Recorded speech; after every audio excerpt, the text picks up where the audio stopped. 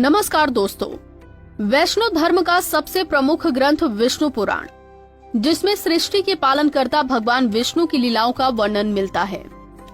इसमें भगवान विष्णु के कलिक अवतार का भी उल्लेख किया गया है। साथ ही ये भी बताया गया है कि कलयुग का कालखंड और युगों से सबसे छोटा होगा। विष्णु पुराण में कलयुग का वर्णन करते हुए कहा गया है कि कलयुग में इतना अधिक पाप होगा कि सृष्टि का संतुलन बिगड़ जाएगा। संतुलन ना बिगड़े, इसके लिए इंसान को समय समय पर चेतावनी भी दी जाएगी, लेकिन वो उनको अनदेखा भी करेगा।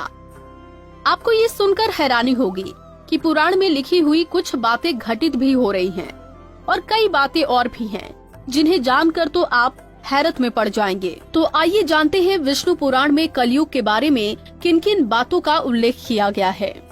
सबसे पहले आपको बता दें कि विष्णु पुराण में बताया गया है कि कलयुग में मनुष्य की आयु सीमा धीरे धीरे घटती जाएगी और अंत में मात्र 20 साल रह जाएगी। तो जरा सोचिए, छोटे छोटे बच्चों में बढ़ रही गंभीर बीमारियां, वायरस और घटती आयु सीमा क्या इस तरफ इशारा नहीं कर रही कि एक समय ऐसा भी आ जाएगा। विष्णु पुराण के अनुसार कलयुग में लोगों के बाल अल्प आयु में ही सफेद होने लगेंगे, जो आप नौजवान पीढ़ी में देख भी सकते हैं। विष्णु पुराण में बताया गया है कि चालाक और लोभी व्यक्ति कलयुग में विद्वान कहलाया जाएगा। ऐसे लोग ही धर्मात्मा भी कहलाएंगे।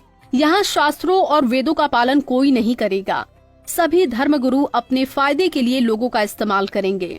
वो ज्ञान की चर्चा तो करेंगे, लेकिन उनके आचरण राक्षसी होंगे। विष्णु पुराण में इस बात का उल्लेख है कि कलयुग में विवाह एक प्रकार का समझौता होगा। लोगों में एक दूसरे के प्रति समर्पण और सम्मान का अभाव हो जाएगा। आज जिस तरह से विवाह हो रहे हैं, वो परिवार चलाने के लिए न होकर सिर्फ एक समझौता किया जा रहा है। जो सबसे ज्यादा दहेज देगा उसका ही विवाह होगा। ये एक प्रकार का समझौता ही तो है। इसके अलावा विभिन्न प्रकार के रोग, सर्दी, गर्मी, बरसात और ऋतुओं के परिवर्तन से लोग परेशान और दुखी होंगे। बिना मौसम के बरसात, ठंड, गर्मी से फसल बर्बाद हो जाएगी। नदी, तालाब, जलाशय सब सूख जाएंगे। जल के बिना धरती फटने लगेगी और लोग बूंद बूंद पानी के लिए तरसने लगेंगे। किसान अनावृष्टि के कारण आत्महत्या करेंगे। इसके अलावा कलयुग में जिस व्यक्ति के पास धन नहीं होगा वो अधर्मी, अपवित्र और बेकार माना जाएगा। जिस व्यक्ति के पास जितना धन होगा वो उतना ही गुणी माना जाएगा और कानून न्याय केवल एक शक्ति के आधार पर लागू किया जाएगा। व्यक्ति के अच्छे कुल की पहचान सिर्फ धन के आधार पर ही की जाएगी। धन के लिए वो अपने रिश्तेदारों और दोस्तों का रक्त बहाने में भी हिचक नहीं महसूस करेंगे। देखा जाए तो आजकल ये सब सच होता हुआ नजर आता है। लोग धन के लिए अपने ही रिश्तेदार और परिवार वालों का खून बहा रहे हैं। विष्णु पुराण के अनुसार कलयुग में लोग झूठ और दिखावे का सहारा लेकर आगे बढ़ने का प्रयास करेंगे, लेकिन इसमें नुकसान उनका खुद का ही होगा। कलयुग में सत्ता पर आसीन लोग अपनी प्रजा की रक्षा नहीं कर पाएंगे, बल्कि टैक्स लेने के बहाने प्रजा का ही धन छीनेंगे।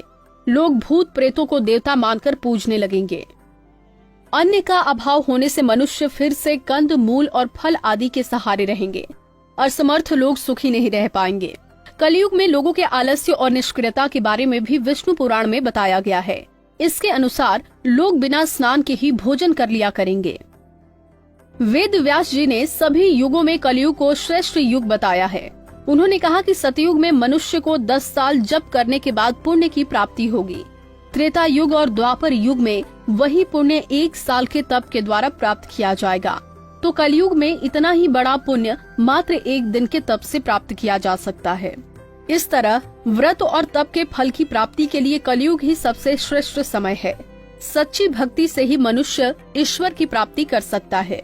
कुंडली टीवी डेस्क से प्रिया शर्मा की रिपोर्ट।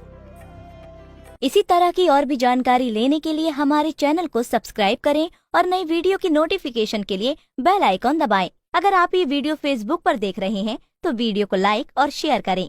साथ ही अपनी राय कमेंट बॉक्स में जरूर बताएं। धन्यवाद।